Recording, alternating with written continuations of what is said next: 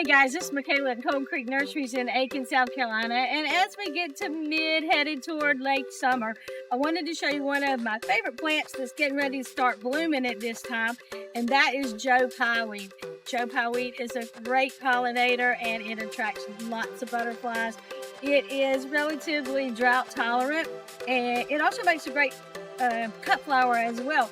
But if you'll notice, it's just now starting to bloom right there. It'll bloom from late summer through fall, and it's a good one to kind of space out your blooms in your pollinator garden. And so add Joe Pye Weed. The one I'm holding is Little Joe Pye Weed, and Little Joe gets about 28 inches. We have Phantom. Phantom's going to be a taller one, about 36 inches. And it's still a good time to plant. If you're planting right now, just add extra water to these plants and do some deep root watering so you can get the water deep into the soil. And I'm still planting in my own yard right now. But at the end, be sure that you're adding mulch to your garden to help hold that moisture in the ground. So if you don't have Joe Pye Weed in your garden, consider it and get it planted.